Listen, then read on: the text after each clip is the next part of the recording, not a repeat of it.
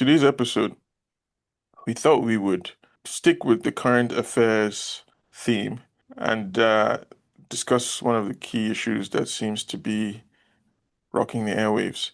And it's the issue of President Bola Ahmed Tinubu's midterm review. So, Tinubu was elected, as many people know, although I'm sure that some would debate as to whether he was properly elected. But let's just say that he was sworn in about 2 years ago, as of the end of May. And as is usually the case, the media and a lot of political commentators have taken the opportunity of the anniversary of his having been sworn in to examine the highs and lows of his administration and tenure so far and assess the extent to which some kind of coherent policy regime that can be discussed or assessed has emerged during this period of time. So this also seems like an exercise that we're fairly well placed to discuss or engage in, given that we've also been tracking various developments during the past 2 years, and of course longer than that, and trying to situate these current affairs developments in the context of Nigerian history, the history of capitalism globally, and various geopolitical shifts in West Africa. So it seemed like we should also engage in this enterprise, no matter how traditional or strange it has become, no matter how written in, seemingly woven into the very practice of politics that this kind of midterm review has become. Um, so in doing this here now, we're also joined by one of our long-term friends, collaborators, comrades in the endeavor of producing this podcast, who goes normally just by his first name Uche, but we'll give him a moment to say more about himself and his aspirations and interests. And then also we're joined by Mege, who you've all known to love and hate over the course of the last few years as we've undertaken this enterprise. So that's more or less what we have going on today. And yeah, do listen and enjoy. Right, so Uche, thank you very much for Yes. joining us today. Um, it's great to have you on. I mean, this side of the podcast, we're usually talking on the other side. Um, so yeah, for those who might not know you or what you're into, do you want to do a brief introduction to yourself before we kick off? Yes. Thank you for having me today. Like you said, my name is Uche. I'm Mm. just going to go by that. And I have been a fellow scam artist for, I want to say for 5 years because the first scam episode I listened to was in 2020. Right, And I got into touch with the other side of the scam through the reading group. right. And I think the reading group has been going on for about 2 years now. And from the reading group, I've been more and more involved in the Nigerian scam, Mm. both literally and figuratively. So yes, because I was originally I was originally Part, interested in part time, leftist politics right. as theory and philosophy and all of that. But I'm Nigerian, obviously I had to involve myself in the Nigerian left, and I got involved in the Nigerian left through the Nigerian scam. So yeah, I've been in Nigerian scam artist for 5 years now. Okay, so hearing that, I don't know whether to That's, apologize or congratulate you. But that's excellent. a real definition of the one. Exactly.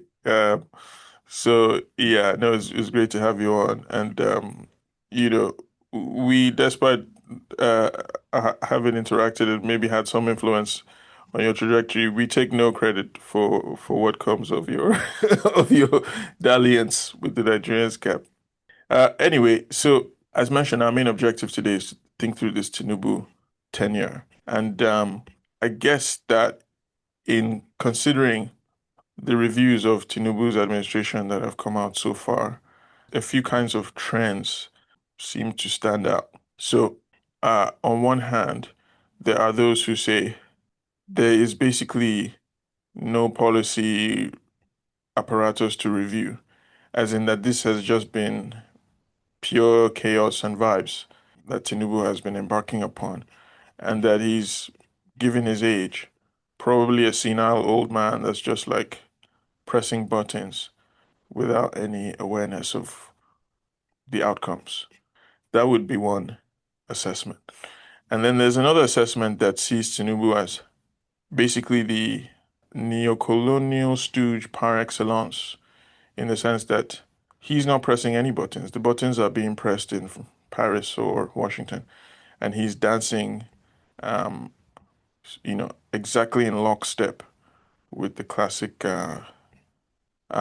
sort of direction of a neo-colonial stooge, supporting Western interests geopolitically, supporting Western business interests economically and domestically, and yeah, crushing any opposition to, a Western-oriented political and economic and foreign policy agenda in Nigeria and West Africa.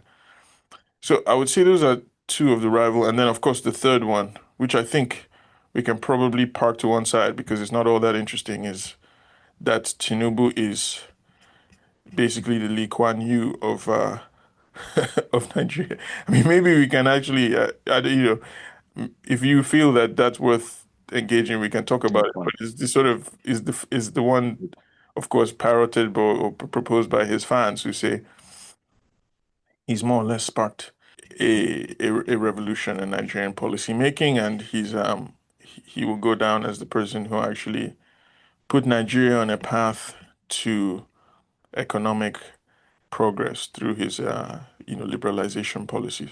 So I guess those are three rival accounts. They're probably not competing on very equal grounds, um, but there are people who believe all of them probably.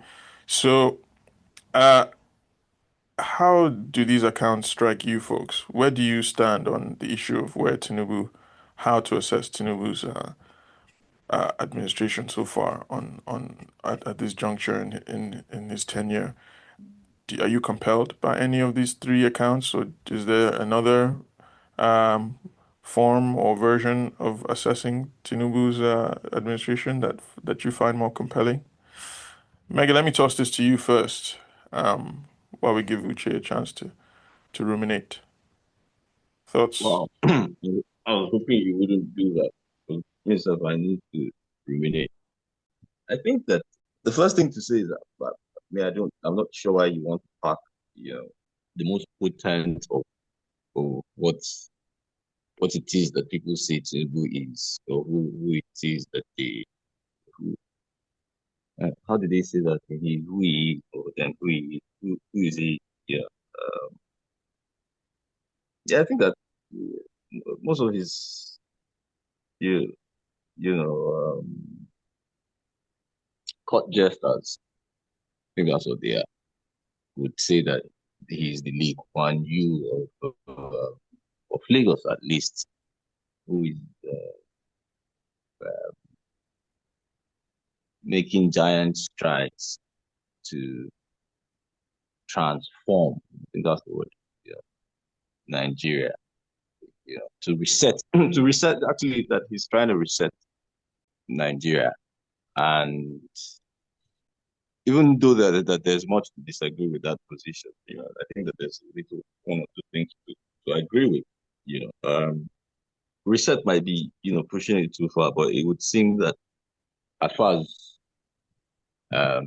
pushing Nigeria further down that road of neoliberalism is concerned, um, Buhari had paved the way for Tinubu before now. And I make this point both to agree and disagree with, his court jesters, because when they make the claim that he's trying to reset Nigeria, they kind of divorce it from, the groundwork that, Buhari has laid. In fact, Buhari, in their own narrative or narration of the story, is, the path that it's almost as though that they're saying that he's trying to retrace Tinubu is trying to retrace retrace Buhari steps backward. I don't know if that's correct, but So yeah, undo what Buhari had done, kind of thing. yeah, that's more appropriate. Yeah, so that's the general, sense that I get.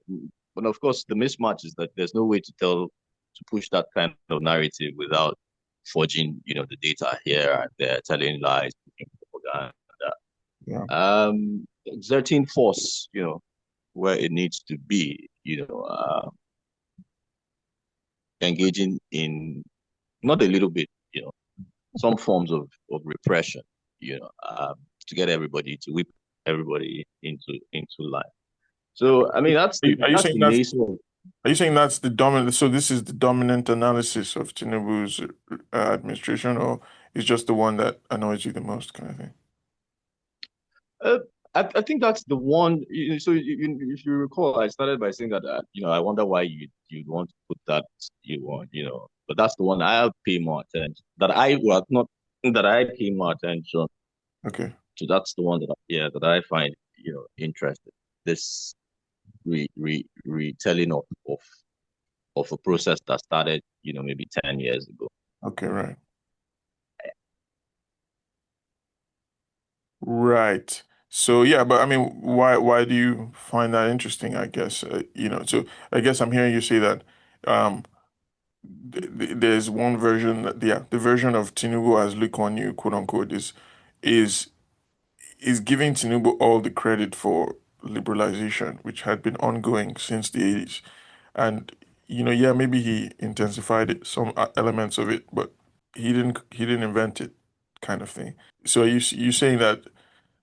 Yeah. So what strikes you the most about that? Is it that it's um that it is that it is kind of making it seem like Tinubu is the first to remove subsidy and float the naira and make things more expensive, as a way to encourage uh, investment in his own view. That you're saying in effect that um, well, yeah, is it interesting just because you think he's not the first to do that, or like what makes it most striking to you? It's interesting because the people who are pushing this narrative think that they can't or feel the urge to do it by demonizing his predecessor. Okay, right. Um, yeah, so so it's a case of APC, the Lagos branch, dissociating itself from Mm. APC, the Buhari, faction. Kaduna slash Uh, Katsina, yeah. yeah, so it's a way to calm frayed nerves, because I mean it's clear that everybody's disillusioned with the way things are panning out, but so it's a way to say, oh no, this is not what we're doing is totally different from what the guys before us did. We're trying to correct the mistakes of the guys before us. But that's bullshit, man. It's the same shit. You're just running faster with it. Yeah, that's it. Right. Right. Okay. So that's you've answered a different question, but done so in an Oh, interesting way. I mean, no, so, because the question you've answered is which of these versions do you find most compelling? I mean, no, rather, which of these versions do you find most interesting and even annoying, rather than which do you agree with? And that's fair. So, but I still want to come back to the one that you agree with in a moment. But maybe we give you Uche maybe an because I don't opportunity. agree with him. Yes, I mean, I think we've gathered that you definitely don't agree that Tinubu is Lee Kwan Yewing, at least not in a way that separates him from anybody previously. So now maybe we give Uche an opportunity to do the same, to do the same reflection. I mean, of these assessments of Tinubu, or of the ones that you've come across in general, like which one seems more striking to you or annoying? Um, I, I mean, I also agreed, not that I agree, but I see the angle of Tinubu's Lee Kuan Yew in, Right. because for me, Tinubu is just at this stage, the final boss of structural adjustment programs, because the programs have never ended, Right. and he is the one who has, especially when you compare him to Buhari, he has just gone, okay, you know what, we're just going to do it Right. and not worry about um Consequence. the consequences, exactly, the consequences, the social implications for it and all of that.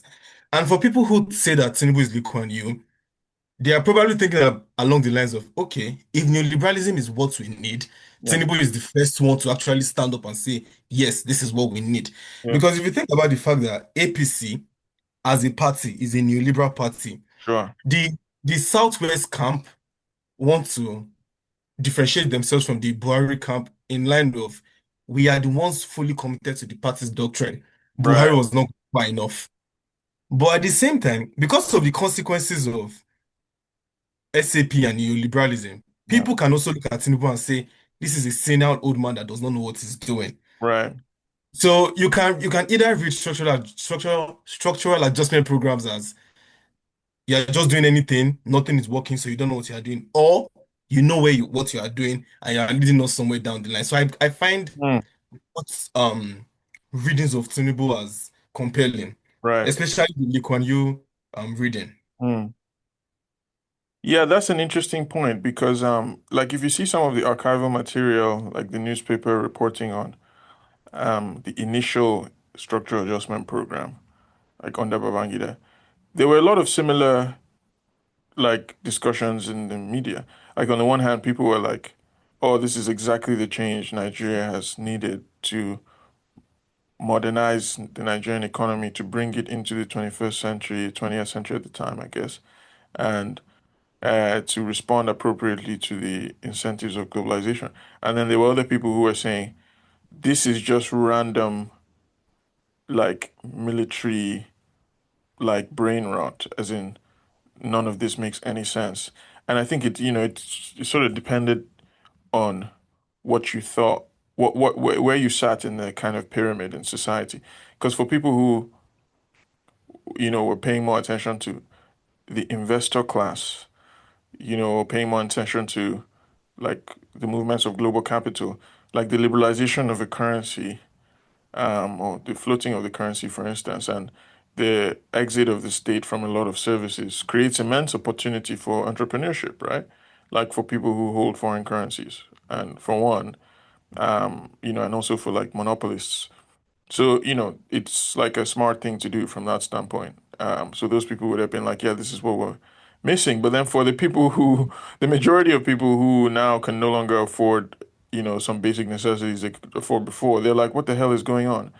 And so what's most intriguing perhaps is the people in between, who like their life has gotten harder, but somehow they also still think this is like the smart direction to go in because they're like, oh, a little pain for now is tolerable if it then means that, down the line, some point soon, things stabilize and that, oh, this is the beginning of a transformation. I guess for those people, what's most intriguing is that a lot of like that's a position that a lot of their predecessors held as well, and each administration does the like just give our reforms time to settle thing since the 80s.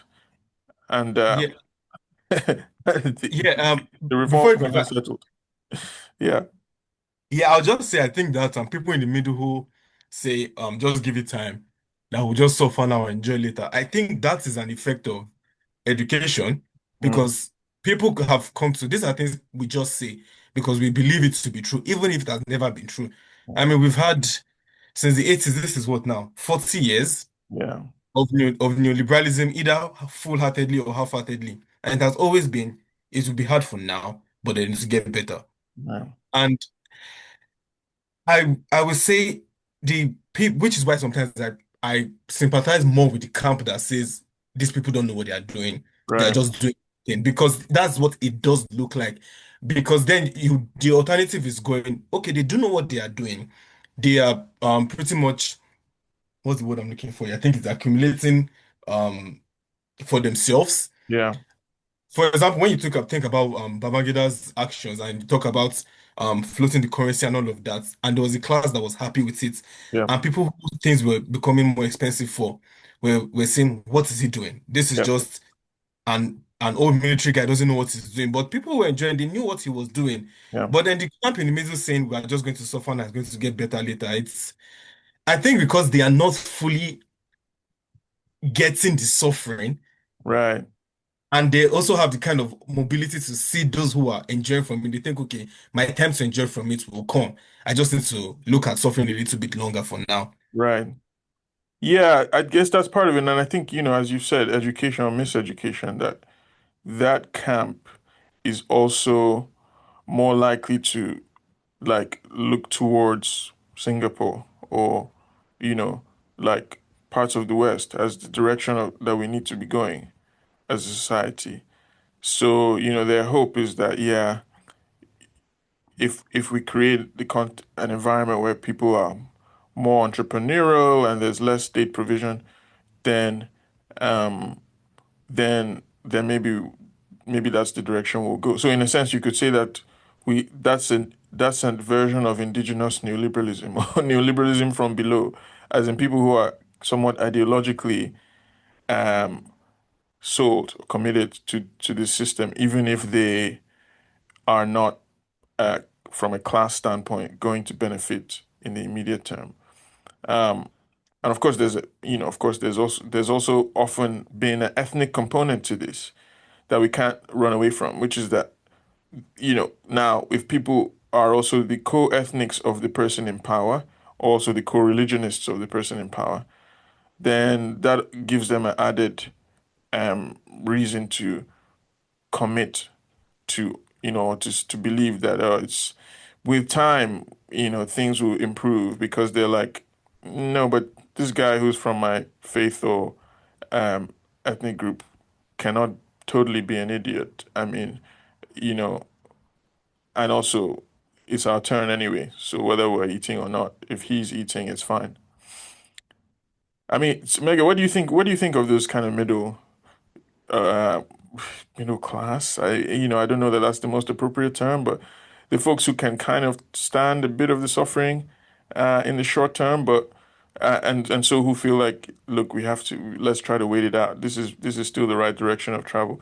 Do you think that that's still a substantial demographic this far into the administration? Because I would argue that when the subsidy was removed and the currency floated initially, that might have been, at least in the media, the dominant account. People were like, wow, bold. Like, huh, you've got to give it to him. That was ambitious. That was a kind of take that was repeatedly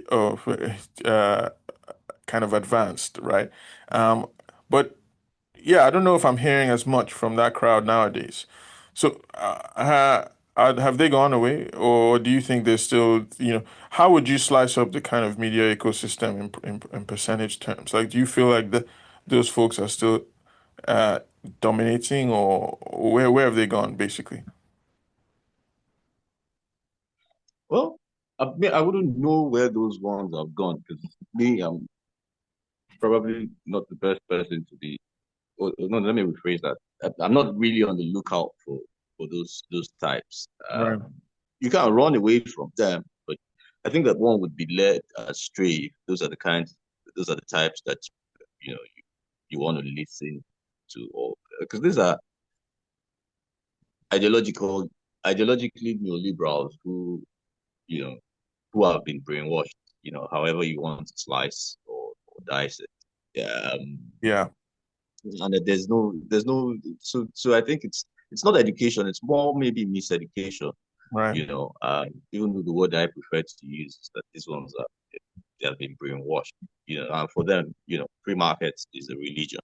Right. um you have to worship at its altar, you know come what may. uh so yeah, so I wouldn't necessarily pay those ones any mind, except to say that, like I said, these guys will come at you with, you know, forging of data, propaganda, outright Right. lies. Right. Yeah, because it's clear that, things are not working, and how, as it were, they can't say, for instance, that this this is the timeline within which stuff will start to work. So as much as they think or they say they have a plan, they're making it up as it goes. Right. And if you want to keep a pulse on some of those things, then you pay attention to what's happening in central bank, what's happening in the Ministry of Finance, what's happening with the Ministry of Works, and which is oftentimes like more of a diversionary tactic, to Right. say, oh, we're building the Lagos Calabar Coastal Highway. No, no, no, no. The So next, let's actually get into that. Let's get into the empirics, right? Like the evidence for and against. Okay, and mm, so you're getting into some of the evidence for, mm, like, and I think that's worth doing because, it's like let's not just stay at the level of kind of general historical analysis. I think it's good to dig into, like, if you want to argue that Tinubu is Lee Kwan Yew, what is the evidence that you're going to deploy?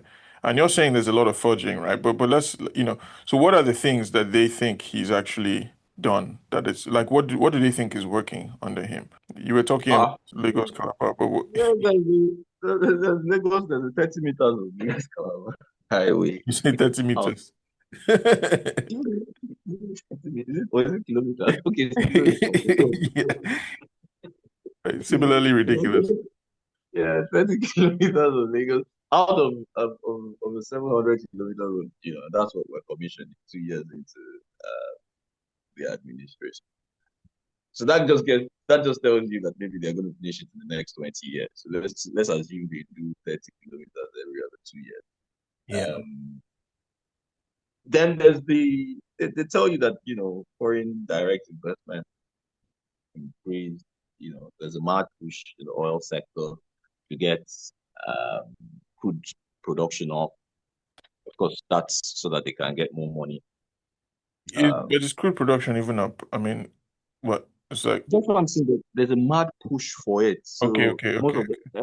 most of the FDIs that they will cite as part of, you know, uh, I don't want to Results. say, yeah, is that you have investment coming into the oil and gas sector, people putting their money there. So in the next maybe 2 3 years, they would have started to those things would have started to mature, and then so that's some of the things that they will tell you that they reduced debt or that they increased debt. They give you all sorts of Yeah, you right, know like, yeah, right, all sorts of empirics if you're listening to them to show that um you know things are getting better, especially at the macroeconomic level. right, They rebase the matrix for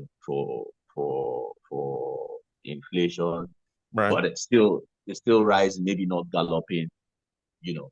But even within some of these pointers that they want to, throw in your face, what's happening with the naira?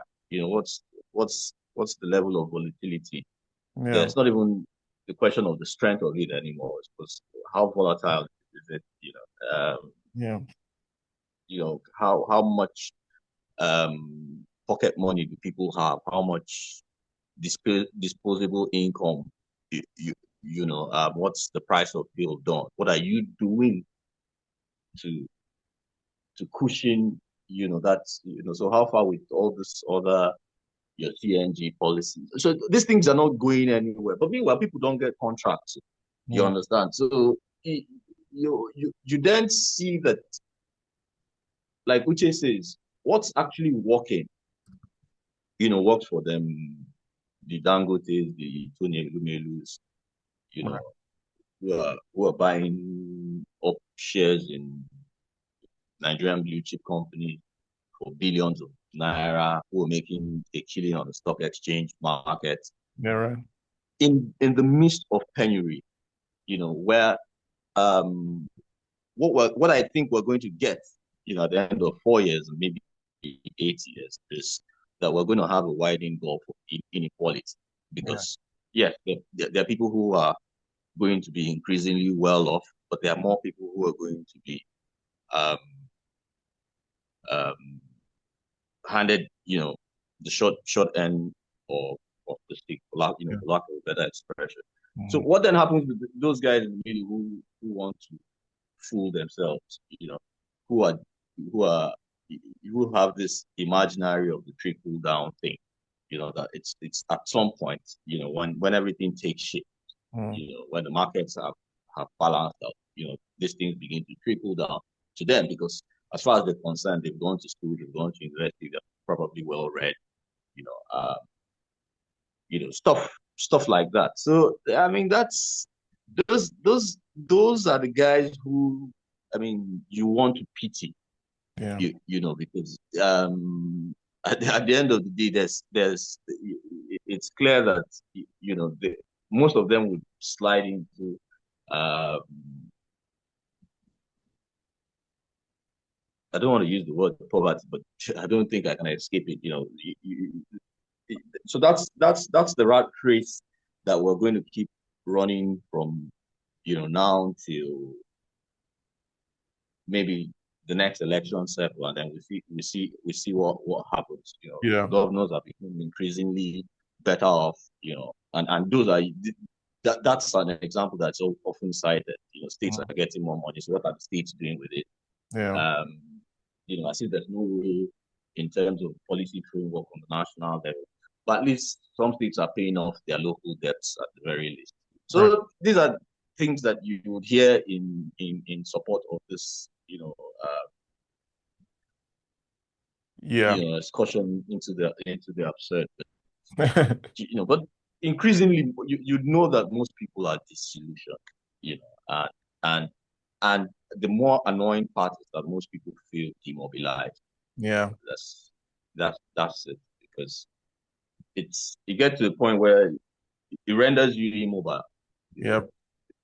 yeah. So that's I think where Nigeria is.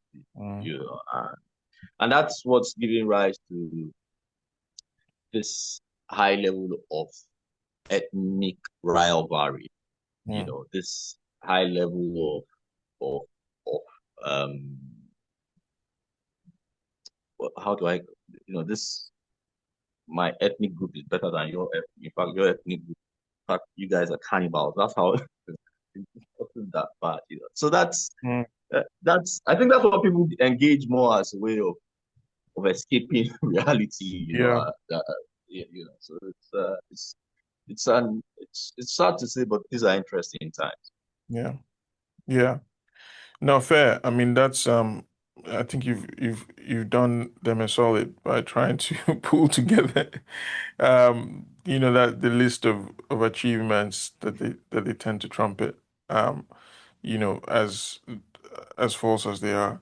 Uh Uche, do you have anything to add here in terms of the Lee Kwan Yew element? As in, okay, if we're not getting yet Lee Kwan Yew results, um, have there been reforms that look like, that do look like that picture? And um, why aren't we getting the results? I mean, from your standpoint, and I guess this is, yeah, a more general question about neoliberalism in Africa is that, to the best of my knowledge, it doesn't seem to have delivered as as arguably it has in some context. I mean, of course, nowhere has it delivered in terms of um, equality or in terms of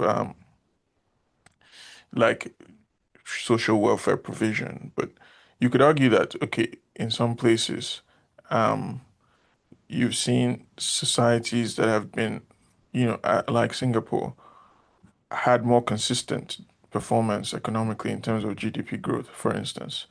Or, they've also been able to attract foreign investment consistently. The kinds of promises that neoliberalism offers. They've been able to create wealth, quote unquote. So, I mean, do you feel like this Tinubu regime is, so maybe even the preliminary question is like, is it delivering on the promises of neoliberalism at least, if not the wider promises of like social transformation or whatever that we might hope for, and if not, why not? I think now that I even think about it, the Lee Kuan Yew thing is, I think is the essence of the aura of who Lee Kwan Yew is. That's what people are attributing to Tinubu because Mm, liberalism does not promise equality or social welfare. Welfare. That's not the point of it. It's just to create that gap in wealth. And mm, I was looking at the numbers earlier today, and after Tinubu got into power, so like first second quarter of 2023, foreign investments went up a little, mm, and it's continued to go up until I think the first quarter of last year, mm. and obviously recovered. So when you look at metrics like that, you would think to yourself, okay, whatever he's doing is working because that is the point of neoliberalism. Right. The other point of neoliberalism is to basically steal money from the lower rungs of society. Mm, And consumer price index has increased, yeah. consumer spending has dropped, and the holy grail of social welfare in Nigeria, which was fuel subsidy, because that was the only thing we had. We never really had housing, we never really had healthcare. Fuel subsidy was the one thing we had because again, the government does not provide us with electricity. Right. They privatized all of the electrical companies years ago. So the one social welfare we had was subsidy. Subsidy removal in and of itself kind of gives Tinubu this idea of he is serious about trying to be like Singapore. And I Mm, think to an extent, some people are just looking for the success of neoliberalism to just look like we have more skyscrapers. right. That's what people just want to see. They just want to see that image of development without actual development. So in those kind of when you look at it through that kind of lens, I don't even think Tinubu is um neoliberalizing as well as he could. Mm, Because again, I think to myself, can we get more neoliberal than this? And mm, what is that going to look like? And the thing with Nigeria's situation is interesting because we also have the religious and ethnic components to it. right. So now, obviously, when Tinubu came to power, the whole Emilokon thing, the North could not get behind that. Yeah. The Southeast could not get behind that.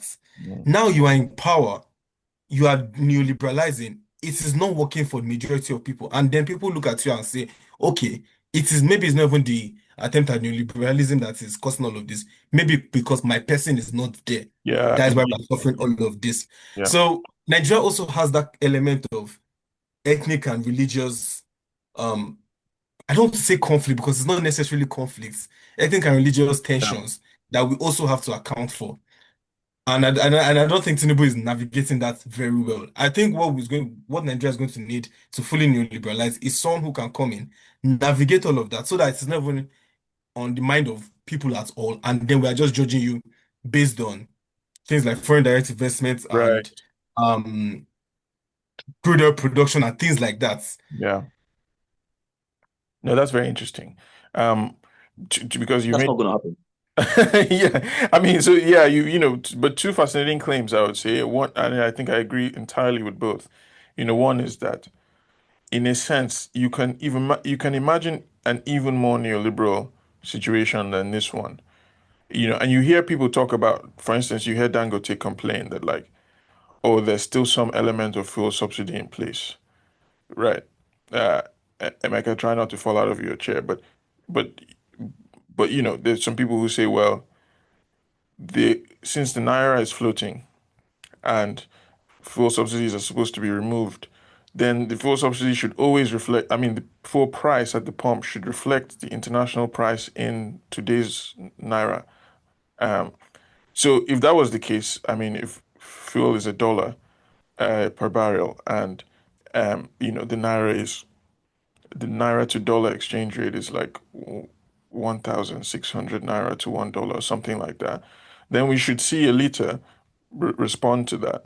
Like, and this is what people like Dangote would argue. And you can say that the change in price at the pump is not as or the price at the pump is not as volatile as the currency as the exchange rate is volatile. So it suggests that there's still some subsidization or at least some price stabilization that the government is.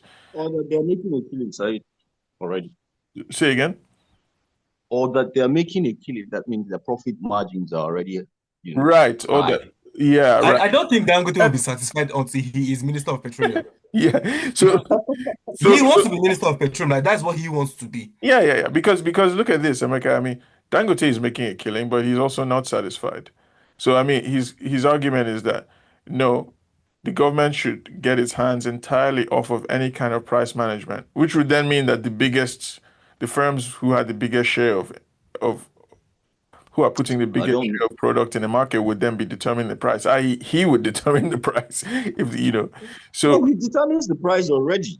right, That's what I'm saying. right, right, Yeah, right. But as it is there stands an now. argument to be made that when he's determined the price already, there's a range which he cannot Exactly. cross, There is. and he wants Yes, that you're range to right. increase? And he wants that range to No, so increase. yeah, so this is what Dangote's how do you say it? What checks Dangote is the price of at which fuel lands into the country. So which is why he's fighting against importation because that's what determines what he sells. Okay, so if the landing cost of fuel today is maybe 1,000 naira, Dangote would say that he's selling at 985. No, I don't know what but okay, so landing cost is what it's because that's somewhat technical jargon. Landing cost that is the price that Nigeria pays, right? for in for imported fuel. Yes. Yeah, which is not necessarily the actual price. So there's already some price adjustment in that landing cost discussion. Mm, mm. And that's is that price adjustment that he's trying to eliminate. So he's like, no. If Nigeria, if the price at the pump in Nigeria is the global price, then that gives Dangote a lot more room to play with No, no, no, no. The landing cost as of today of petrol Mm. is what it is at market rates globally. globally. Yes, you get, but because he can get off with not having to pay a few fees, Right. right? He can then determine the price. But that's why I said he's already making a killing because if he keeps the way he keeps slashing the price, right? So because his argument has always been that he's selling premium fuel and that it costs more to make to well, it's not that I mean it costs more to get premium fuel, but we don't know what those costs are, Right. right? I've read analysis that says that as it stands, that it costs Dangote 740 naira. I'm not saying, for instance, that's what I read, Right. to produce the fuel that he sells. If it costs him 740 and he's selling, you know, out to X depot, he's from his depot, people are buying at 825. He's slashed it like 3 times in the last 2 months at 825. You then know that he's making at least 80 naira in terms of Sure. profit, which means that he can still bring it further down, depending on the price per barrel. Yeah. I don't know. I don't want to get into all those No, things. I'm following you, but Yeah, I mean yeah. to simplify matters to some extent, and in the sense of trying to draw out the nuts and bolts, Dangote would ideally want to sell it more expensively, Of course. right? And he feels constrained in selling it more expensively by a policy. Like he feels that there is some policy regime in place that's making it more difficult for him to sell it at whatever price he wants, as in to sell it more. Yes, because he has competition. All the competition does is compels him to sell a little lower than what they are bringing it in for. So he Right. would rather not have that competition. Yeah. And then tomorrow he can tell you that fuel is 1,000 naira. I mean, part of why that competition is still there, A, is because, and this is something you point out all the time, A, is because Dangote is not even that efficient or great. Do you know what I mean? Mm-hmm. So he's not out competing the importers because he's not that great. And then B, you could argue that the importers still have some hold over the policy apparatus. So they're not They just should. competing in the market, they're competing over like how the price, how the government intervenes in favor of one or the other group. Like you could argue that they're also competing for policy influence. Yeah, well, Right. if we're going to name it and say an NPC, for instance, Yes, right? Part of what I think the PIA stipulates is that NMPC must always hold 30% of the Nigerian petroleum market. Okay, right. have Right. 30% stake Yeah. in for energy security, Yeah. right? So what's Yeah. up for grab is the remaining 70%, No, but which yeah. Dangote wants to now own outright.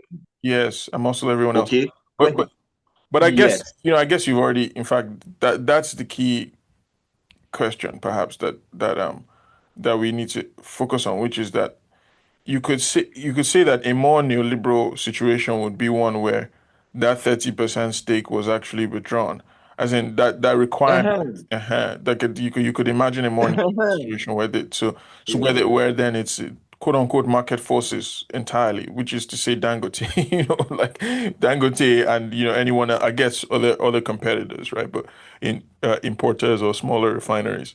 So Yes. yeah, so in that sense, like we haven't seen that version of neoliberalism that is total yet. So that was the first claim that I think is very fair. And and even with the naira, I mean, there's still some defense of the naira, right? Like you'll hear the IMF people, the IMF like press releases will praise Tinubu in the first 4 pages, and then at the bottom of the fifth page, they'll be like, yeah, but there's still some defense of the currency. So if when we understand why you don't want revolution. Because themselves no know how it would take pan out. So they don't put the disclaimer down for They'll be ground. like, No be they'll be like, today. yeah, like you can't remove it. I mean, we know that you don't want revolution, so we get it. But like, try to see how you can remove that when you get a chance, when people are sleeping, right? Uche is saying that if we got a somehow ethnically neutral government that couldn't be criticized, that where the critics can't build up um, the case against the government by saying this is only beneficial to people of a certain ethnic or religious group, then they would be able to go full out with the Mm, project. And I think that's fascinating. But like, okay, and then you come in America to say that, well, but we'll never get that that. can't happen. So That why do can't you happen. think that? Yeah, why do you think that's the case? The political economy will always get in the way of, economy. You Right. know, simple economics or what economics that makes sense. On paper. Okay. Yeah. Because you can't push the agenda of neoliberalism or the policy of without force. You, you would be naive to think, in fact, nobody makes that kind of mistake. Only that's a schoolboy error. And then the people who need to enforce these things have to be your trusted allies, right? And in the way that we socialize in Nigeria, especially the way that they socialized, At that their own generation time. before, Yeah. yeah, at their own time, we can pull it off, right?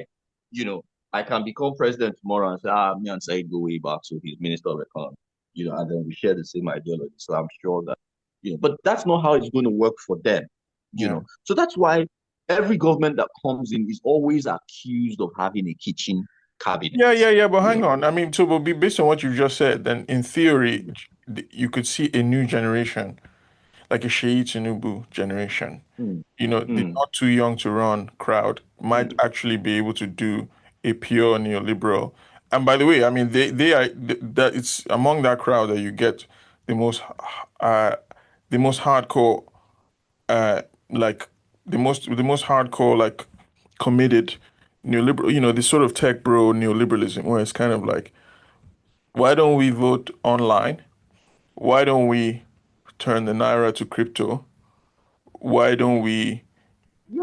You know what I'm No, saying? so So maybe those my guys also have like they have friends from across ethnic groups and can do the thing you're suggesting, right? Yeah, I, I, but I I'll agree with look you. at it like this. The not too young crowd, if they come in and do full neoliberalism, Yeah, there are going to be other members of the owning ruling class that will say, okay, I want to actually be in the position you are. I want to be the one making the policies because right. what you are doing is not necessarily favoring me. Yeah. Now, those ones who want to come in, what are they going to use to attack them?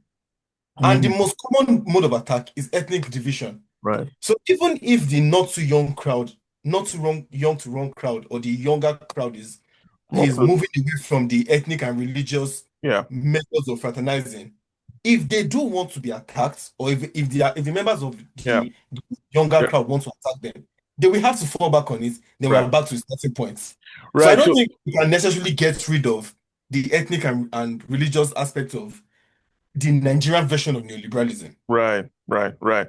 Right, because it's not about it doesn't just boil down to how ethnic is the administration. It's also the fact that like the opposition will still the Would opposition also bring it up. yeah will also always bring it up.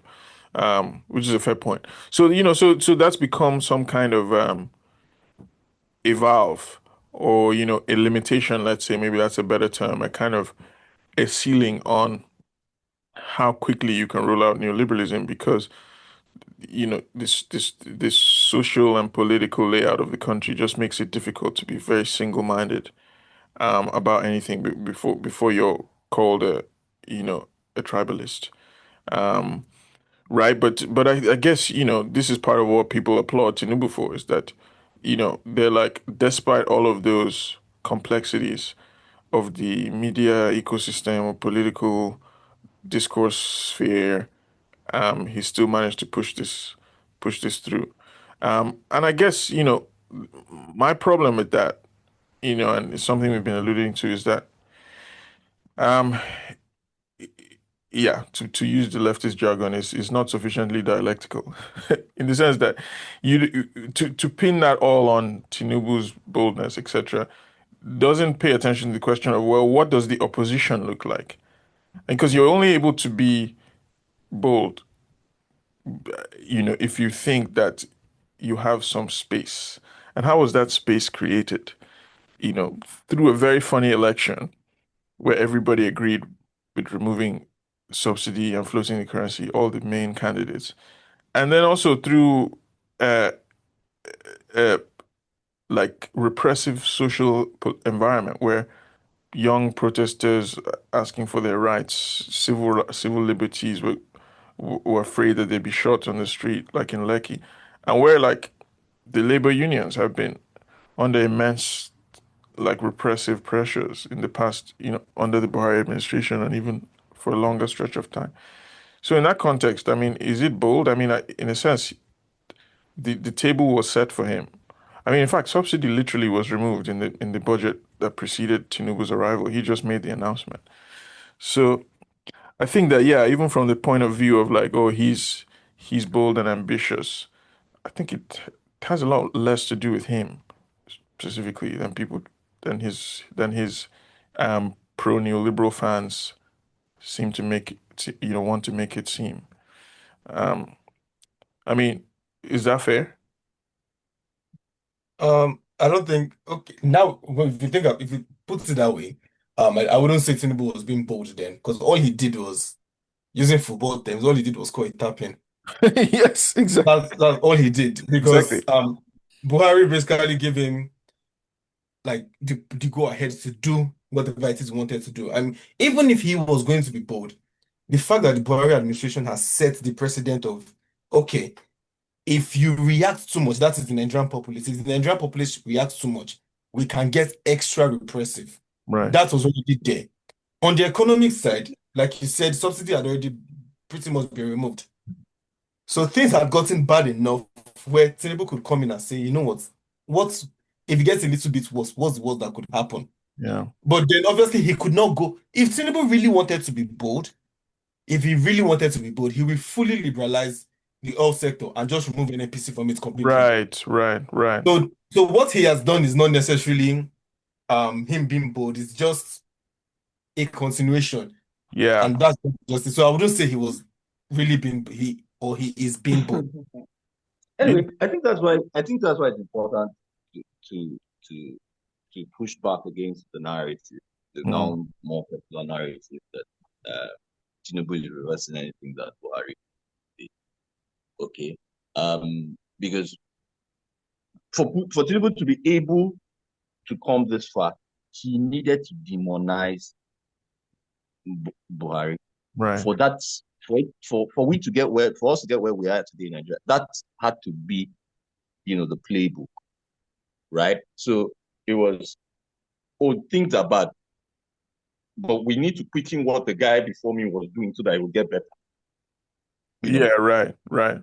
he messed things up, but we then need to do what he was doing faster for it to get better. Now, 2 years down the line, it's now a question of, has it gotten better? Hasn't it gotten better?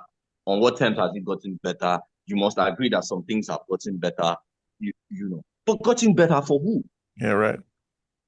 It's definitely Investors. not gotten better.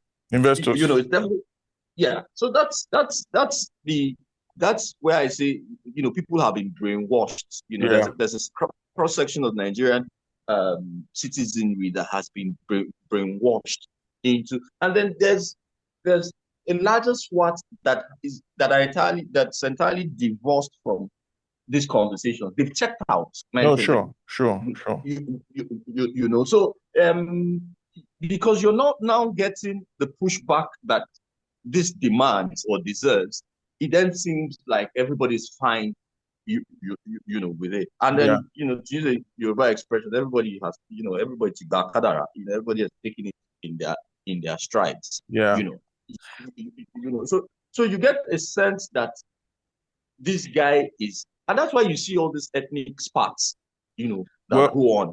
as well as some of the rural violence. I mean, the intensification of like banditry in some places, these intercommunal clashes that have become like the death counts are actually getting higher in some parts of the middle belt, for Imagine. instance.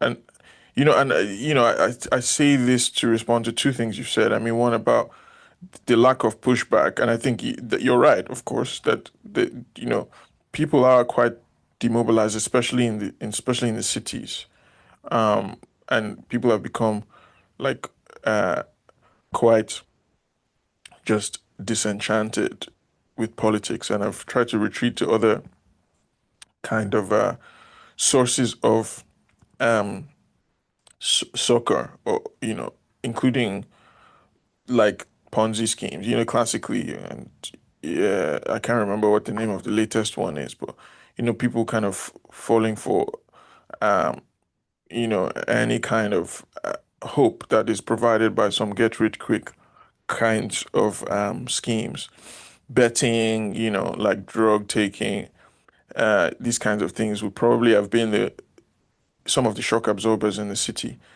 In the countryside, though, I mean, where like there's just a very limited buffer and a lot of dependence on the weather, dependence on like not your farm not being flooded, on like variable rainfall patterns, etc. The pressures are much more intense Mm, in some ways, and that's where you've seen, I think, some of the most significant forms of resistance. Is just that it isn't collective resistance. It's like fractured into these myriad groups that fight each other, mm, punch sideways rather than punch upwards, you could say, right? And I guess that's one of the, leaving aside ethnicity and religion as some of the obstacles to full neoliberalization. I think the situation in the countryside, the resistance of the peasantry, you could say, the fact that like they do sit on a lot of land, and even though less and less these days, but you know all that land has not been formally titled. It's not been turned into a commodity, and so mm. the competition over that land, it just reflects in different ways. And also the persistence of insecurity that's a product of that political economy, means that foreign investors, when they read the news about Nigeria, they will read on one hand that, oh, the economy is liberalized and there's more opportunities to make a quick buck. But then they'll read on the other hand that it's like there's a lot of kidnapping and a lot of violence. So, it then means that the nice story of like, oh, liberalization and like increased foreign investment and some level of stability, that neat story cannot be the dominant narrative about Nigeria. So it does provide a kind of, until those fundamental issues are resolved or addressed, you can't even really do the Lee Kwan Yew type of neoliberalism, because it's not like that attractive a destination to invest, at least not the wider market. So then funds will go to the traditional places in Nigeria where you can go in and out quickly, the stock market, or maybe the oil sector offshore, or like shares in the oil sector that you can sell very quickly. You And know, let me tell them in the new crowd, though. Help me to tell them. They're hard of hearing. I'm telling you. So yeah, it seems to me that that's part of the mix here as well. Like that makes this both not a very bold approach and also not a very smart approach from the point of view of what Nigeria needs. I mean, obviously that won't surprise anyone listening. But then, okay, so I think there may be two other things to quickly touch upon before we wrap up here. I mean, one is foreign policy. That's fair enough. I mean, it seems like a lot of the conversation has focused on the domestic economic situation, which is where most people feel the impacts of the administration most directly. But you can say that, yeah, there've been some peculiar, I would say, um, failures of this administration in foreign policy terms. I mean, the most pronounced probably is the situation in ECOWAS, right? Where we've seen um, basically ECOWAS start to come apart. And you can see that that's not entirely Tinubu's fault. There have been long-standing trends. Nigeria, even if we have the chairmanship of ECOWAS right now, um, isn't all there is to ECOWAS. But I think some of this is peculiar to Tinubu. Um, so I mean, just briefly, like, well, how would you folks rate Tinubu's situation or the Tinubu the Tinubu tenure so far from a foreign policy standpoint? I mean, what's because the big news in West Africa now is the AES movement. Yeah, And when it comes to foreign policy, what the AES movement is trying to do, or what they are saying they're trying to do, is very much the opposite of what neoliberalism wants. And or at least ostensibly. And you cannot right, be doing your liberalism at home and your foreign policy is supporting a region that is moving more in the direction of state involvement. right, right. So the domestic policy of neoliberalism is obviously impacting foreign policy. Mm, So, so yeah, like you mentioned earlier, that IMF will praise Tinubu in the first four pages, and in the bottom of the fifth page, they will say something about the currency. If the foreign policy was any different, they will only praise him in the first paragraph. mm, And the entire rest of whatever they are writing about him is going to mention his foreign policy and the things about the currency. So yeah, the domestic policy is influencing foreign policy. right. Yeah, that's interesting take. Mega, how do you see that? I think this is one of those situations where that expression, six on one side, half a dozen on the other, comes into Mm, comes to mind, because when, like you rightly said, I mean, most of what's happening in ECOWAS or within ECOWAS quite doesn't quite have much anything to do with Tinubu. Um, but having said that, most of what's happening within ECOWAS is ideological.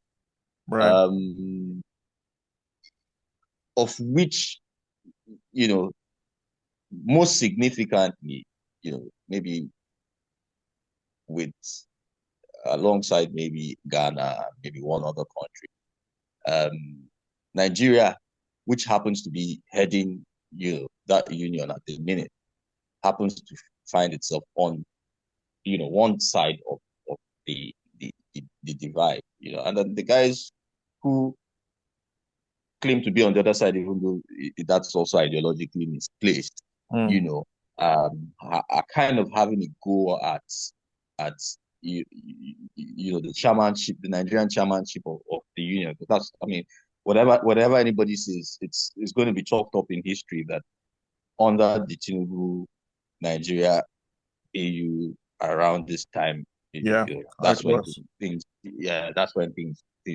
disintegrated. yeah, But it doesn't help, that Tinubu is pushing visibly, you know, uh, uh, you know, policies that seem to um, put Nigeria, the light in which he puts Nigeria is as as one of those countries that kowtows to the West, yeah. and isn't getting much in return or in response. Yes, It- yeah. it- so why Very are you? So why are you? one-sided You relationship with the West. Yeah. So why are you doing it? Whereas the guys who you know sing Tinubu's praises, endlessly would say, okay, this chap in the Burkina Faso chap. What's he saying? Oh, that he's jettisoning France for Russia. So what's the game here, right? Why is how come Putin is better than um Macron, or why? So what? I mean, what's at play here? So it's from the way I see it, both sets of people are living in a fool's paradise, Hmm. um, as yeah, as it were, so that Yeah. you know the process for mending the fences within ECOWAS, it will take a totally different Yeah. leadership from the one that Nigeria has, and a totally different leadership from the one that the AES countries, currently have. Um, Yeah. I'd leave, the listener to guess which of those changes will get first. No, I mean, so it seems like, you folks have gone in slightly different directions with it, where, the foreign policy of Tinubu and the failures in ECOWAS, I mean, sorry, the domestic policy of Tinubu are part of the reason for the failures in ECOWAS, as in, it is, those two things are quite neatly aligned. And Emeka seems to be saying, yeah, the trajectory of ECOWAS, um, of recent, with the emergence of the AES, the fragmenting of ECOWAS, um, at least on Sahel on the one hand and the other states on the other, um, has more to do with ECOWAS dynamics than it does to do with Tinubu.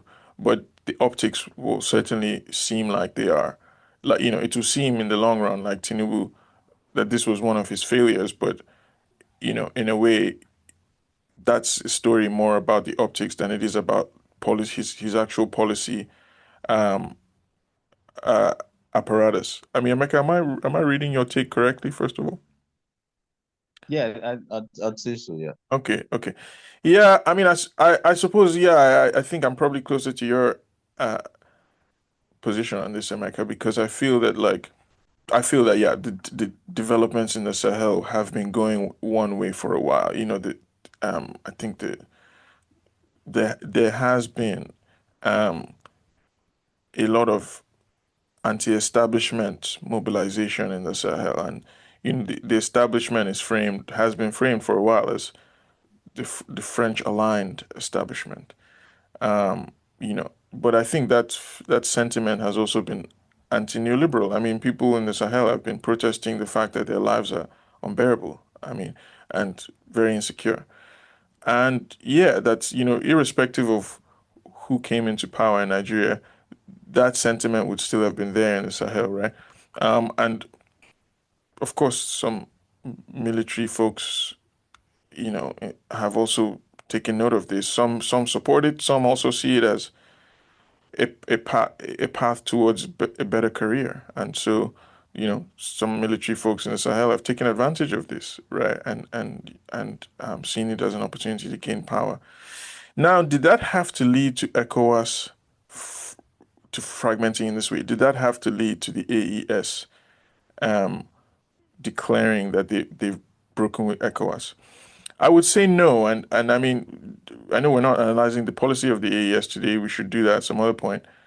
But I think that there are various ways to go about Pan-Africanism, and the approach to Pan-Africanism that requires you to actually break from a regional institution and become a less regional institution is a very particular. I mean, Pan-African, but less collaboration with neighboring states. I mean, seems it's a very particular kind of definition and on that side, and we can of course talk more about why that is, and of course on the Nigerian side, I mean the fact that um Tinubu went galloping into this threat of um restoring democracy, quote unquote, in Niger after the coup in Niger, um and with no concern for the irony of the fact that his election was still being contested in court, nor the fact that um,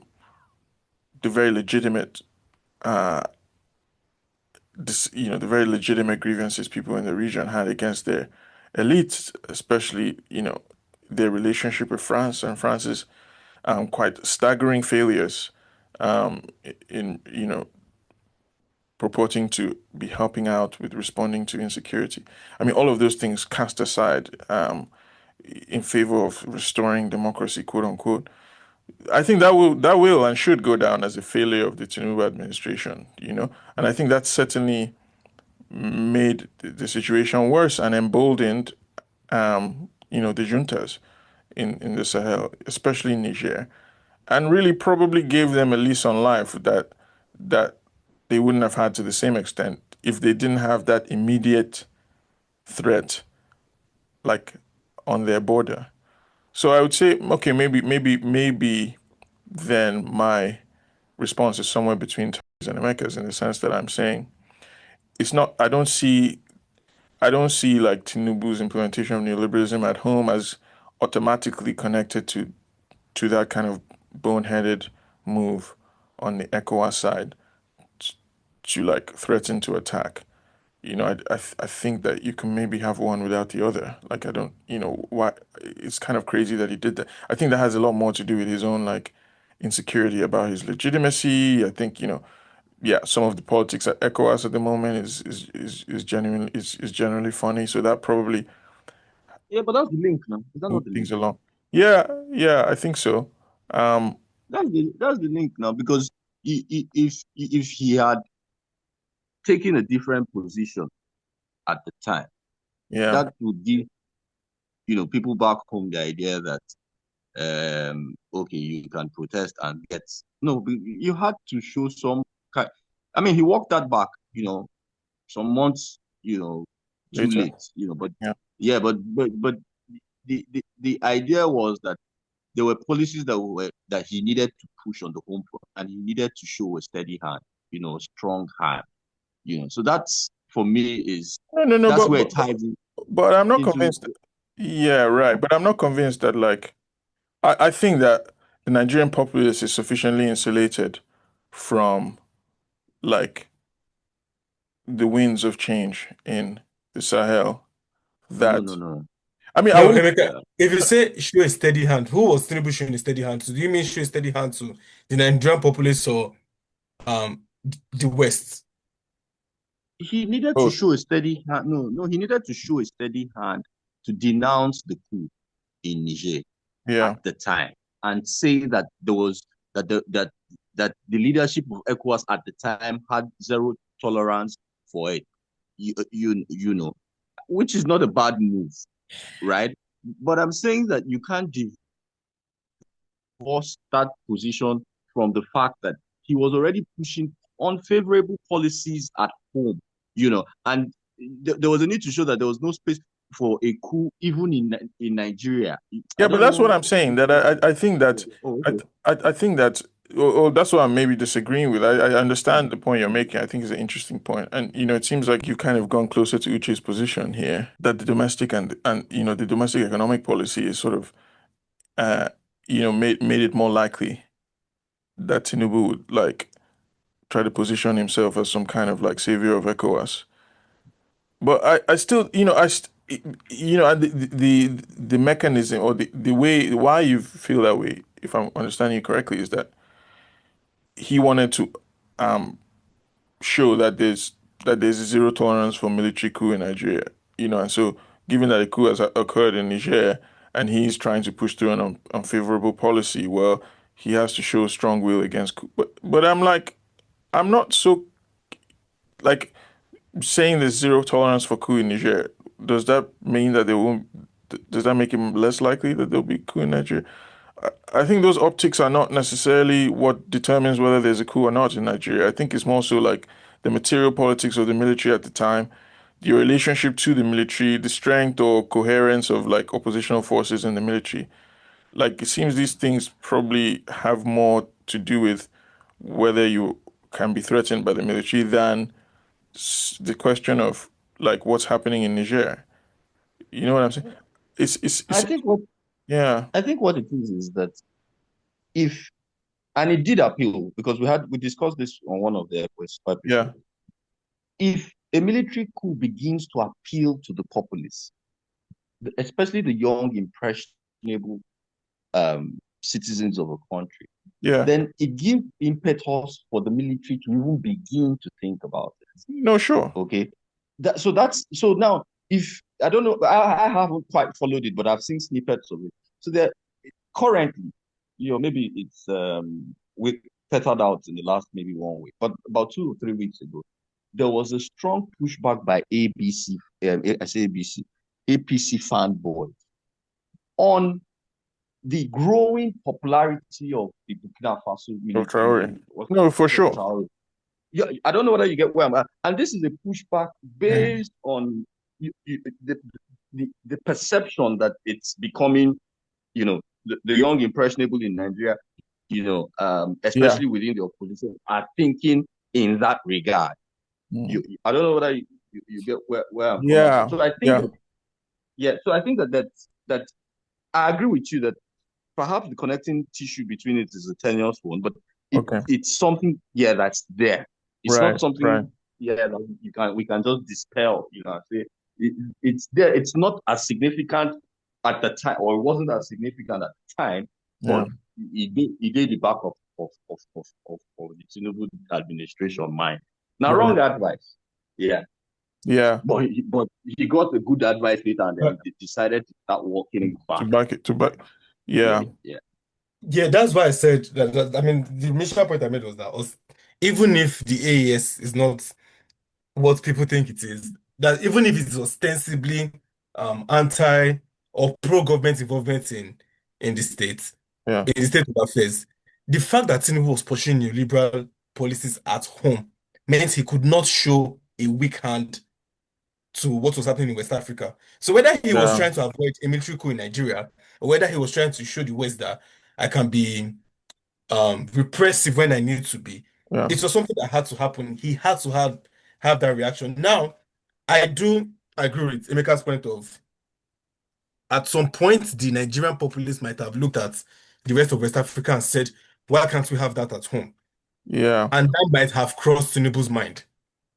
So even if it Oh, was not indeed. an ideological No, thing, no. that might have also crossed his Yeah, yeah, mind. right. So I think that probably was more dominant in a way. The notion that why did the notion that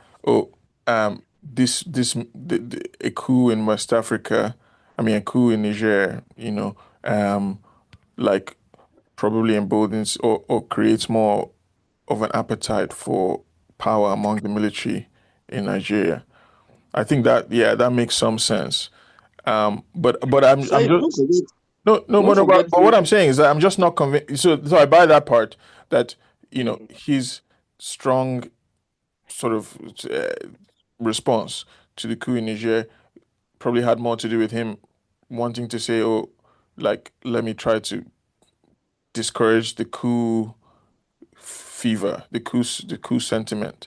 But I don't think that he would have that that he would have been afraid that implementing neoliberalism in Nigeria would make the military somehow more I mean, or that he would have been afraid that there would be a real military risk just because of the Me, I why I'm put saying it to that is him that because I it think that the was. military is at this stage, the Nigerian army is on the Nigerian military in general is so fundamentally wedded to the neoliberal system that it won't be that.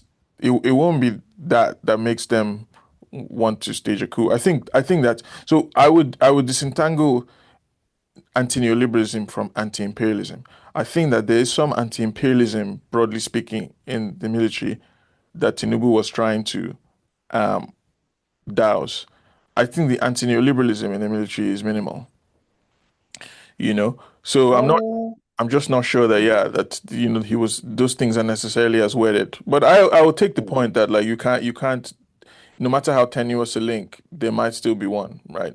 And my own business. yeah, In case we they forget, now this in within these 2 years under Tinubu, nine they arrest 13-year-olds, 12-year-olds, 10 years old, 10 year yes, old yes, for We've- we- waving, for carrying a flag, yes, or for yes, carrying flags, waving Russian flags. which was interpreted as the to use your own expression, anti-imperialists. Yes. Let's yeah. But the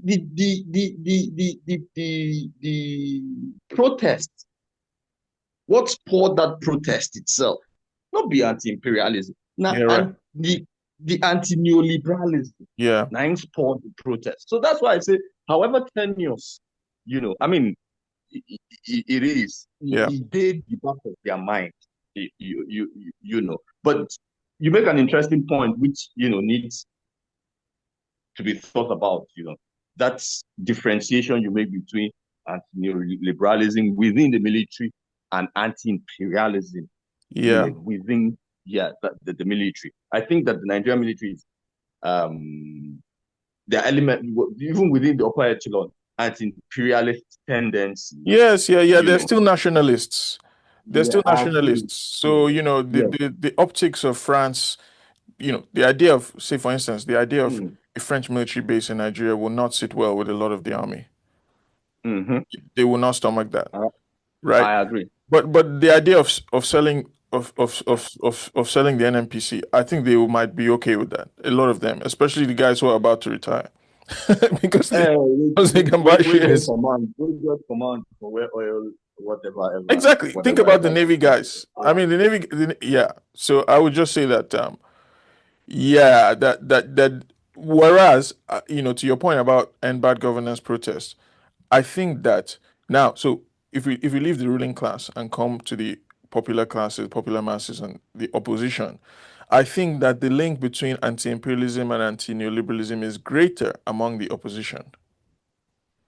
You get what I'm saying? Like, I think Mm, that, mm, yes, I think that in the movement against Tinubu and the movement against the status quo, there's a long-standing alliance you could see between anti-imperialist forces and anti-neoliberal forces. Whether or not Russia represents opposition to imperialism is a separate question, but it's just that the mm, symbol of the flag, Russian flag, can be said to reflect a certain kind of anti-imperial sentiment, as in tired of the West. And I guess this is probably where we should even try to wrap it up, is the question of resistance to Tinubu. Here I'm really curious to hear Uche's take. We've already made some references to this already, in the conversation, in saying that Buhari gave the assist, right? And paved the way for Tinubu to have a relatively hitch-free time at pushing through these policies. But I mean, how about, so the external atmosphere for opposition to Tinubu was not favorable. I mean, people were rightly very scared of repression, and there has been repression actually carried out. If you look at it from that external point of view, it's been a difficult time to oppose. But let's think about the internal situation among the oppositional forces. I mean, their own capacities and motivations at the moment.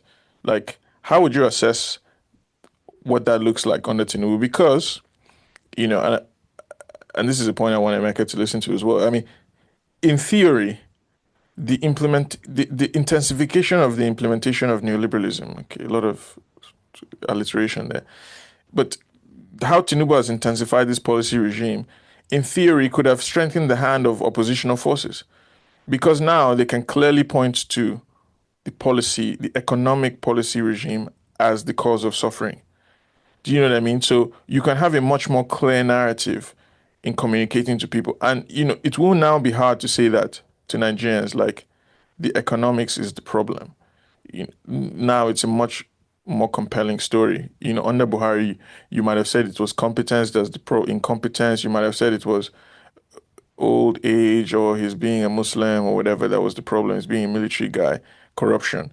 But now it's like much more clear, a much clearer story. So in theory, that should have strengthened the hand of oppositional forces you know, who want to argue for economic alternative. But we haven't quite seen that. At least I don't feel like we have. So I mean, why is that? If you agree that hasn't really happened, then what would be your assessment of why? I mean, I don't think there is any strong, real opposition to Tinubu because if we think about what the opposition to Tinubu right now is, and we look at the last election, the most distinct opposition was the obedience movement. Right. And if the obedient movement comes in, it is Tinubu is going to do for Obi what Buhari did for Tinubu. Seeing as they don't have different policies. In fact, I don't even think Obi is going to the obedient movement is going to be along policy lines. It's going to be about the social reaction to Tinubu. That's Okay. what they're going to appeal to. Right. So the opposition to Tinubu is, especially when you look at the obedience, is going to have to be along being more socially progressive. Even if he is not necessarily more socially progressive, he people read him like that. But of course, there's also Yeah. the true opposition, which is Okay, the but before you go to the true opposition, I mean, when you say socially progressive, what do you mean, like LGBT rights and stuff? Oh, not even just that. So for the average Nigerian, Tinubu is the embodiment of patrimonialism. okay, right. He's an old man. He's an old man, and Obi is not that, and that's just enough. You get the Right. idea of Tinubu comes from the from the ridge or from the era where it is respect your elders. Yeah. So he's Okay. the kind of president where you have to respect your elder, and Obi is going to be the kind of president where you can tell him what you really think about him. Right. So for when you talk about the Nigerian concept, that is social progressive. Okay. Right. That is what it means to be socially progressive. He That's won't. all that He is. won't necessarily shoot you on the street. No, he won't do that. So obviously that is kind of an opposition to Tinubu because again, Nigerians are not necessarily looking at policy because if we're looking at policy, the obedient women will not have existed. Right. So that's one way I look at it Okay. for what the most realistic opposition is. But obviously, the ideal opposition to Tinubu is a more popular movement, Right. which does not exist because the repression is at an all-time high. Mm. So I don't think we necessarily have any real opposition to Tinubu at all. Right. Right. Right. Okay. So yeah. Which is why earlier I asked the question of how more neoliberal can we get? Mm. Because the opposition to Tinubu is just going to be the escalation of neoliberalism. Mm. Mm. Mm. Yeah. Right. And the main, you think the main limiting factor for popular mobilization, actual popular mobilization, is repression. Is repression. I mean that's is set in stone, Yeah. basically. Yeah. Yeah. Yeah. So Mega, what do you feel about this question of opposition?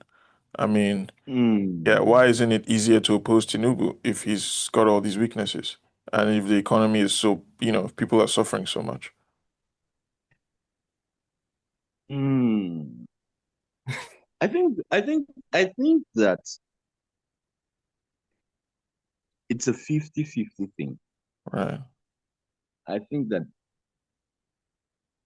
we might just in time get an incredible pushback against um this government, Right. the Tinubu government, or we might not get anyone at all. I mean, there's nothing in the offing to say that we will get it.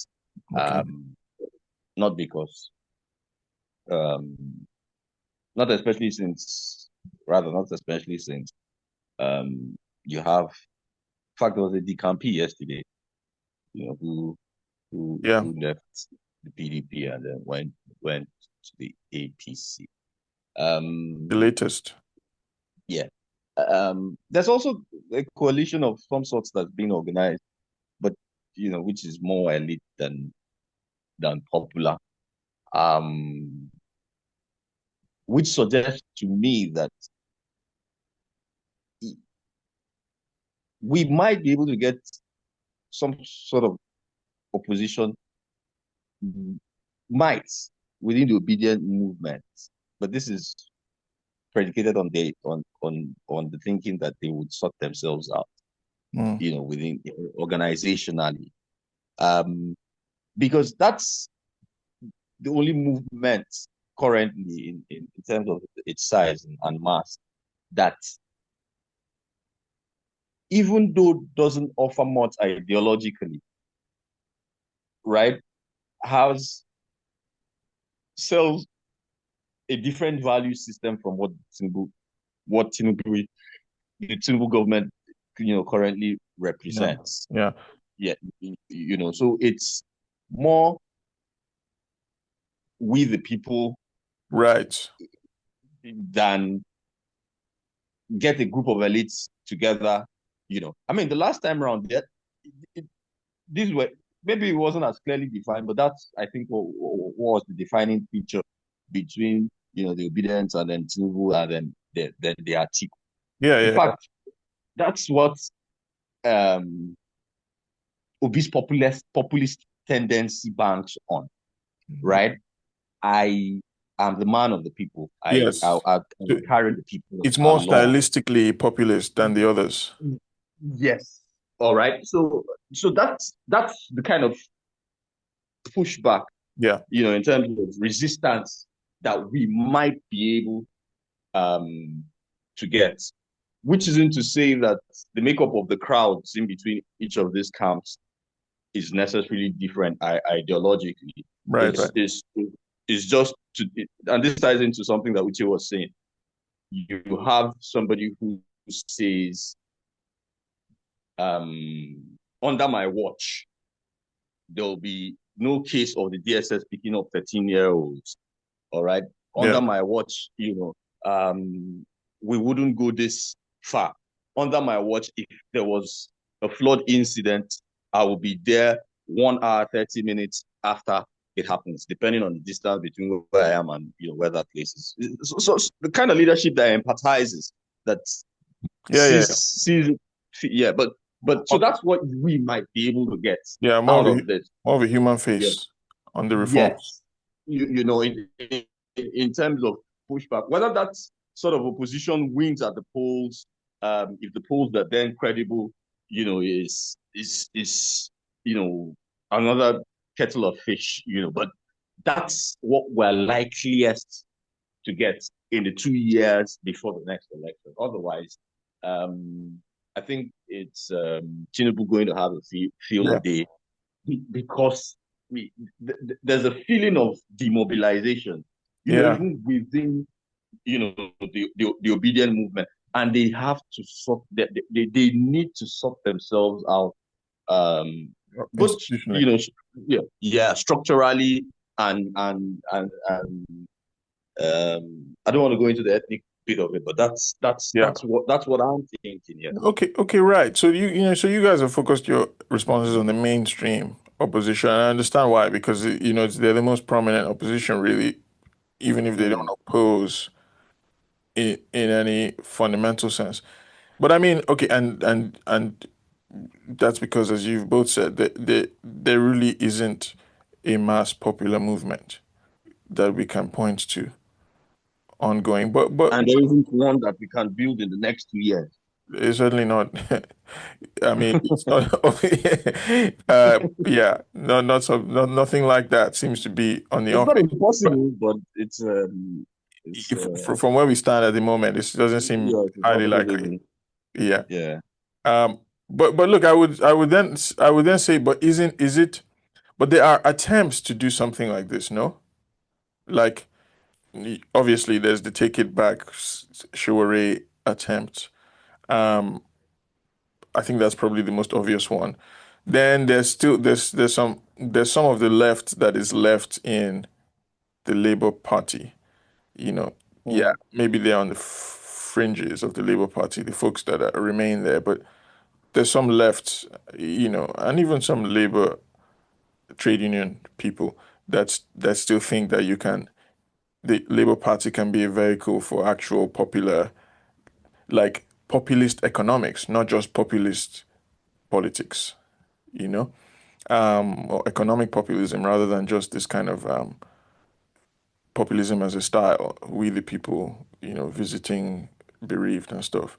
Um, so I think those would be two examples of attempts. And Uche is insisting that it's really a question of repression. I mean that we might have seen more growth in that and that in those kinds of attempts had there not been a similar amount of repression.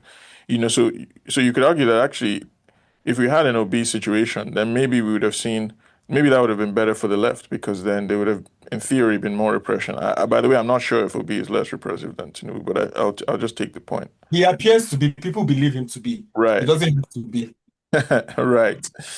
So okay, but and is there anything else? I mean, is repression the full story? And I say this because, I mean, the military regimes were more repressive, arguably. Like Babangida was more repressive than Tinubu. But under Babangida, the left was growing. I mean, at least in the earlier phase, and the popular resistance was quite strong. I mean, I understand that it was a different So, economic situation. People could eat, I don't even, you know. do I agree that the left was going under Babangida? It's not so. I might It's have not. overstated that. Even when I said it, I was Yeah. like, hang on. Uh, yeah, but at least there But was more of a left. That's what I'm trying to say. I mean, and there was much yeah. of a popular resistance. Okay, so we can say Mm. also certainly under um Yakubu Gowon, the left was growing. Or maybe Yeah, that was I coming mean, I out do. of decolonization. Yeah. I think it had a lot to do with that environment. You're right. But I guess the question I'm trying to pose is that, like, is there a way to grow a popular movement under conditions of repression? Or can the, Oh, pop- can the popular movement only ever respond to that external condition? And like, can they only ever grow when the repression is minimal? Because if that's the case, then I mean, we're stuck reacting to what people like to, to what the ruling class, the kind of figures that the ruling class puts up, right? And as Emeka said, neoliberalism is never a consensual project anyway. So, right, I mean, is there nothing that can be done internally? Is it mainly, are we mainly confined to external, to responding to the external environment, in terms of repression slash opening of associational space? My final I question. think that. I think that it, it. I mean, there's no point in losing hope. Mm, Um, and that as human beings, as long as we're alive, we'll always be hope. I'm not talking about renewed hope. I'm saying hope in the real You're, sense. saying- you're saying Hope 93, not renewed Hope Yeah, I'm not saying, yeah, I'm not 2023. saying hope. No, no, yeah, I think the kind of hope. So I mean, there's work to be done. The enormity of it can be even demoralizing. Like, um, but I mean, what predates the work or should predate the work is the imagination that we bring, to the kinds of imagination that we bring, or that the problem itself spores. We need to reimagine. The alternative to all of this needs to begin to reimagine Nigeria and imagine it in terms of, because these links exist. It's to identify them and to tap into it. That's the main thing, you know. And I make these arguments all the time, but maybe because I'm not as well traveled within Nigeria as I wish to. And if I say that, then it's a problem because I'm sure that I have been to over 20 states in this country. But there's the kind of travel that I am beginning to engage in that that makes me think, or I mean, there's the kind of travel that you embark on in Nigeria, and then you see city states, right? You visit a state, and then you're in the capital, and you have a good time, and then you leave, and you remember, where it was solid. But then there are local governments outside the city states, and you'll be shocked the kinds of link. To talk about an example that that I've just encountered, you'll be shocked how linked a Calabar is. Sorry, a Cross River state, or parts of Cross River is state is linked with parts of Abakaliki Yeah, right. in terms of trade that go way back. Okay. And if trade goes that way back, then you can be sure that social connections go that way back. So I'm saying that in a remote village in Cross River, central or northern Cross River, you would find the kind of cosmopolitanism that Yeah. you find in Lagos No, no, no. within it. this is a really interesting point. Yeah. I've also made this observation recently that like, hang on, the villages are like much more ethnically diverse than I used to think. Yes. Yeah, Yes. maybe it's a reflection. Within Yeah, within 100,000, a population of maybe 100, 200,000 people, you will find all the languages of yeah, I know. all No, like some migrant northern white. laborers, like traders from the Yes. east. You'll even Yes. find like people from Niger and Mali and stuff Yes. in like a southern village. Of course, that's not to talk Yes. about like the herders, you know, Indian You, miners, Chinese miners.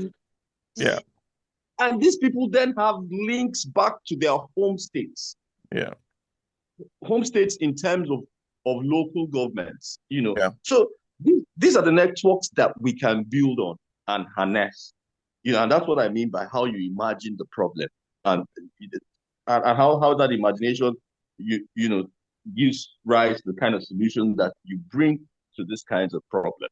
Because you cannot organize the way the elites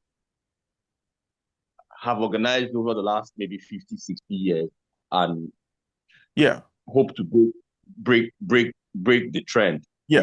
It took them 60 You're years going to to, build that, so you're not going to do it in yes, one election cycle. Yeah, so I mean, so that's, I mean, those are the ways, and I mean, you and I have privately had some of these conversations of how some of these things were built yep, using soccer, for instance, using sports, using music, yeah, using agriculture, yeah, which is like the highest producer, the highest employer of labor, yeah, and it contributes, significantly to GDP. So why within what spheres are we organizing and how are we organizing? yeah, yeah, And I know that I've made this point. This brainwashed neoliberal wannabes organize these same things within in their own sphere. So definitely. you hit Lagos today, and this even happens in the rural area, you know. But let me even use Lagos. You hit Lagos today, in every neighborhood, there are at least two, three, four, five football clubs, small football clubs Yeah, yeah, who organize via WhatsApp, and then so there are connections being made, yeah, which is why it's a difficult system to dislodge. yeah. So you have to organize, the reverse of that, maybe more in the rural areas, which is not virgin. If you get No, what I sure, mean. sure, sure. Yeah, yeah, but it's not as brazen. So those are the ways that I think. And Yeah, so the question then becomes, what's the time frame upon which, if you start building these kinds of resistant base of resistance today, what's the time frame in which it might be able to mature? In what time frame would you produce, say, maybe 10, 20 local government chairmen? And then you then build on that. Because I mean that's the only way we win. yeah. Word. Yeah.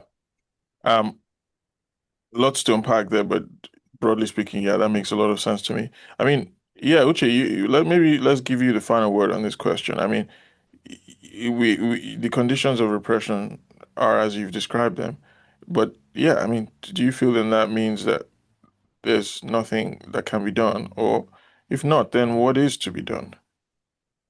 I mean, I think when we talk about repression, we are mostly thinking about, let's say, like police action. But Right. economic repression also there. For sure. If you cannot eat, you are being repressed. So there is a possibility of building real opposition. I mean, Emeka has just spelled it out. And to be honest, I don't have hope for it. That's what I'm going to say. So I your have hope, hope in the sense that I'm hopeful for it happening. right? But when I think about it, and if I ever discuss with someone and we lay it out the way Emeka just did, I then think to myself, okay, what's the likelihood of this happening? Yeah, like who's gonna do Now it? that I reflect on it, I don't think it's even, I don't have hope for it. Is I don't, I think I'm impatient up for it. So Right. that's because it's going to take a long time to build such a thing because the ruling class have built their I mean neoliberalism has been happening for 40 years now. Right. And even before that, there were ruling class connections that have been going for ages. Yeah, yeah. And to dismantle all of that is going to take a significant amount of time and effort. So, yeah, I'm fully on board with what Emeka said and the whole process of building it at the rural level first. But then, because again, you have some people making the argument that even Obi himself could have built more of a rural backing because his the obedient movement was very much I don't know if the word is cosmopolitan. And there were some people who made the argument that he should have built it more in the rural sector. But Right. again, it's he was not true opposition, so I don't even pay any mind to that. Right. Right. Right. Right. Right.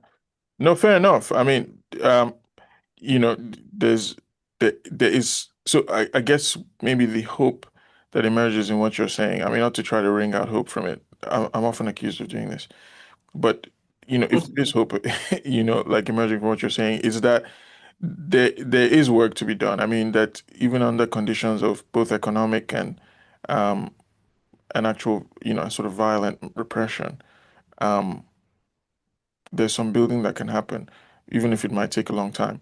I guess I would just add to that, maybe as my concluding thought to say that it might not take quite as long as we feel, because, one of the things the ruling class has been doing, in addition to trying to sustain itself for 60 years, and, especially in the neoliberal period, has also been delegitimizing itself quite dramatically. And Mm, so they've been undoing the work they've been doing. So they've been building their own base, but they've also somehow been building the oppositional base. It's just that oppositional base is fragmented, I think. And also, not sort of channeled. OAG gives the analogy always of a piston, of energy outside of a piston, and how, like, when it's harnessed in a piston, then it can lead to motion. I'll let him do that when he's back. Um, but yeah, it's the sort of harnessing, I think, of those energies that still needs to happen.